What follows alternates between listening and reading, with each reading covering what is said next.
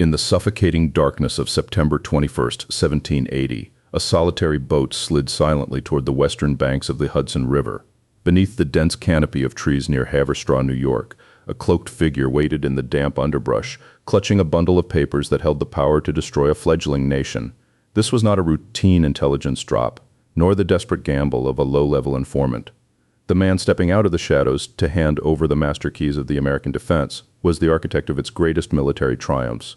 The revelation of this man's identity would soon send shockwaves across the continent and across the Atlantic, forever altering the psychological landscape of the Revolutionary War. He was Major General Benedict Arnold, the fiercest and most celebrated battlefield commander in the Continental Army. To understand how a patriot of such unquestioned bravery could orchestrate a plot to decapitate his own country is to descend into a chilling study of human frailty. It is a narrative that asks a terrifying question. What happens when a hero's absolute conviction in his own righteousness is met with a world that refuses to give him his due? The psychological unraveling of a war hero does not occur overnight. It is a slow, corrosive process driven by the toxic alchemy of ambition, mounting debt, and a profound sense of perceived slight. Arnold's treason was not born of an ideological love for the British crown, but from a festering, deeply personal resentment. He viewed his relationship with his superiors through a transactional lens, believing that his extraordinary sacrifices demanded extraordinary adulation. When that adulation was withheld, the seeds of a deeply Machiavellian plot, a cunning, scheming, and unscrupulous strategy to secure his own advancement at any cost, began to take root in his mind. To grasp the magnitude of the betrayal, one must first measure the height from which the traitor fell. In the early years of the conflict, Benedict Arnold was the undisputed tip of the American spear.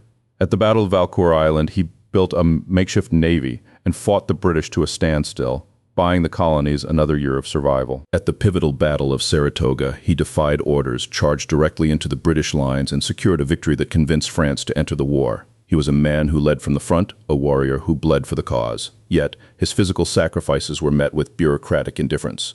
During his heroic charge at Saratoga, his leg was shattered by a musket ball, leaving him permanently crippled and in agonizing pain. While he lay convalescing in a hospital bed, the Continental Congress, composed of politicians who had never seen the smoke of a battlefield, repeatedly passed him over for promotion. They elevated junior officers ahead of him, men with better political connections but vastly inferior military records. For a man of Arnold's immense pride, this was not merely an administrative oversight.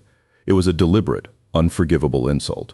The triumphs he secured on the battlefield were slowly transforming into a psychological Pyrrhic victory for Arnold, a success that inflicts such a devastating toll on the victor that it is tantamount to defeat.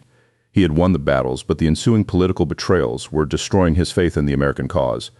He began to view the Continental Congress not as the legitimate government of a new republic, but as a cabal of ungrateful, incompetent men who were actively conspiring to ruin his reputation and steal his rightful glory. In 1778, physically unable to resume field command, Arnold was appointed the military governor of Philadelphia. This shift in setting from the bloody snows of the northern campaigns to the aristocratic drawing rooms of Pennsylvania proved fatal to his loyalty. Philadelphia was a city deeply divided, teeming with political vipers, war profiteers, and wealthy families who secretly harbored Loyalist sympathies. Arnold, desperate to project an image of power and status commensurate with his self-worth, threw himself into this toxic social ecosystem with reckless abandon. It was in this opulent, treacherous environment that he met Peggy Shippen. Young, highly intelligent, and famously beautiful, she was the daughter of a prominent judge with deep ties to the British elite. Her presence acted as a potent catalyst for his ideological shift. Peggy was not merely a passive observer in the events that followed. Historians now recognize her as an active participant, a woman who understood the intricacies of espionage and possessed the social connections necessary to bridge the gap between a disgruntled American general and the British High Command. Together, Arnold and his new bride embarked on a lifestyle of staggering extravagance. They hosted lavish banquets, purchased expensive carriages, and furnished their mansion with imported luxuries, all while the Continental Army starved in rags just a few miles away.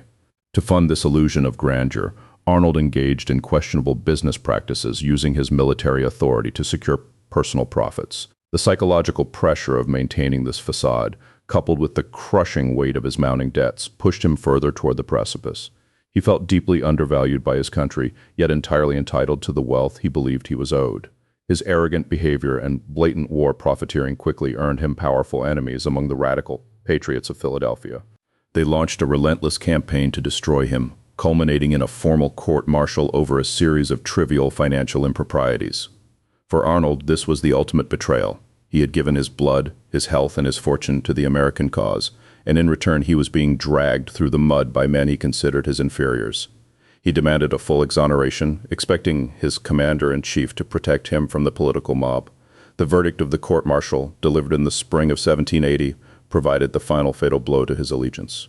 While clearing him of the most serious charges, the court directed George Washington to issue a formal reprimand for his conduct. Washington crafted the rebuke as gently as possible, praising Arnold's past services while mildly criticizing his judgment. But to a narcissist's fragile ego, there is no such thing as a gentle reprimand. To Benedict Arnold, this public humiliation was a catastrophic betrayal by the one man he thought he could trust.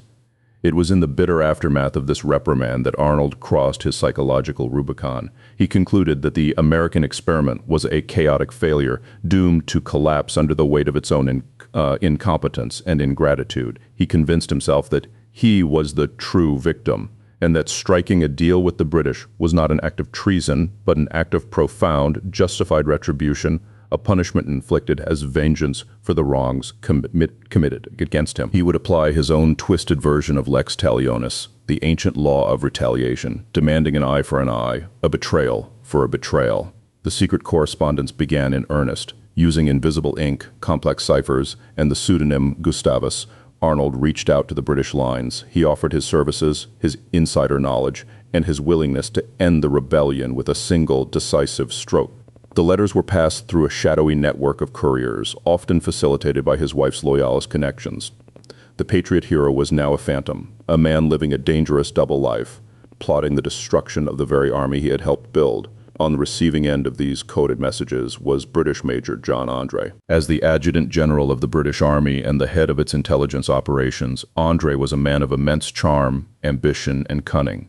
He recognized immediately that the mysterious Gustavus was a high-ranking American officer, and he skillfully reeled him in.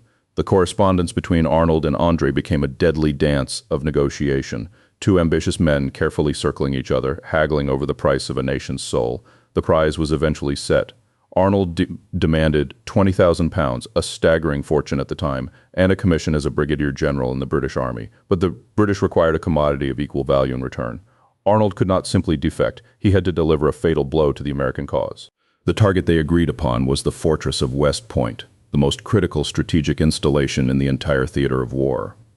To understand the gravity of this plot, one must zoom out and look at the map of the American colonies.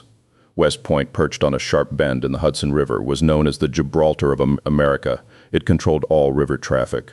If the British captured West Point, they would sever New England from the rest of the colonies, choking off vital supply lines and troop movements. George Washington himself considered it the key to the continent. If West Point fell, the Revolutionary War would almost certainly end in a total British victory. To execute his treason, Arnold first had to secure command of the fortress. He initiated a campaign of masterful manipulation, leveraging his past heroics and his ongoing physical disability to pressure George Washington. He pleaded that his wounded leg made field command impossible, begging for the stationary post at West Point, Washington, still harboring deep affection for his finest fighting general, and entirely oblivious to the darkness festering in his friend's heart. Granted the request in August of 1780, the Fox had been handed the keys to the henhouse. Upon taking command, Arnold began systematically dismantling West Point's defenses from the inside.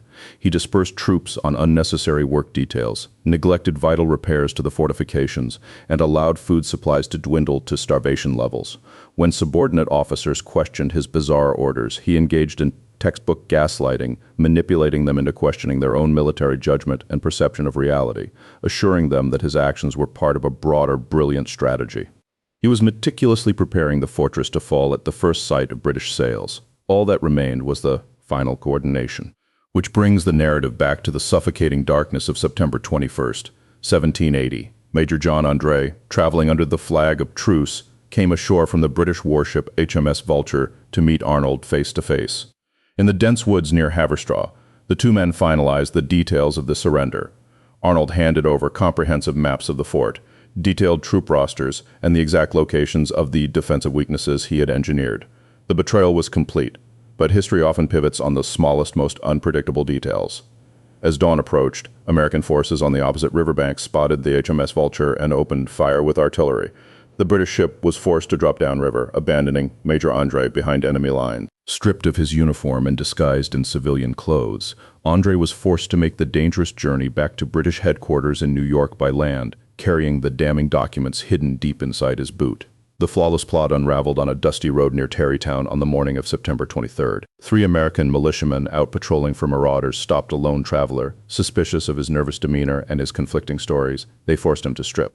When they pulled off his boots, they found the papers. Though the militiamen were semi-literate, they recognized the signature at the bottom of the documents. It was the unmistakable handwriting of Major General Benedict Arnold. 2 days later, on September 25th, Arnold was sitting down to a late breakfast at his headquarters across the river from West Point, expecting George Washington to arrive for an inspection at any moment. A courier burst into the room, delivering a letter meant for Washington, but intercepted by Arnold's staff.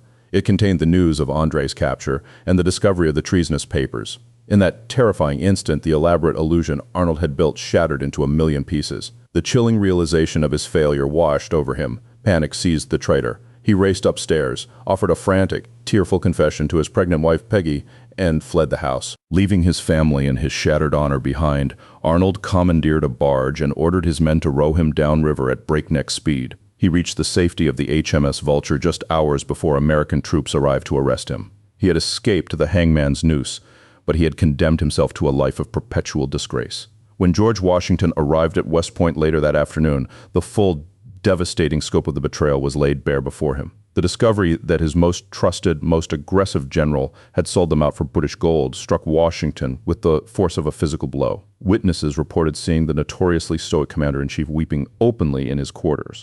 As the historian Nathaniel Philbrick observed, Washington turned to his closest aides and asked, "Whom can we trust now?" The consequences of the failed plot were swift and merciless. Major John André, despite his charm and the widespread sympathy he garnered even among his captors, was tried as a spy and hanged, a tragic pawn in Arnold's game of vengeance. As for Arnold, his reward was a hollow one. Because he failed to deliver West Point, the British paid him only a fraction of the promised £20,000. He was given his brigadier general's commission, but he found himself despised by his new British comrades who viewed him with the instinctive disgust reserved for a turncoat. The true story of Benedict Arnold is not merely a chronicle of military espionage. It is a profound psychological autopsy of a hero consumed by his own shadow. It reveals the terrifying fragility of loyalty when it is tethered only to personal ambition and the desperate need for validation. Arnold sought to punish a nation for failing to worship him, but in doing so, he achieved a dark, eternal immortality. He ensured that his name would never be forgotten, permanently etched into the annals of history as the absolute, unforgivable synonym for treason.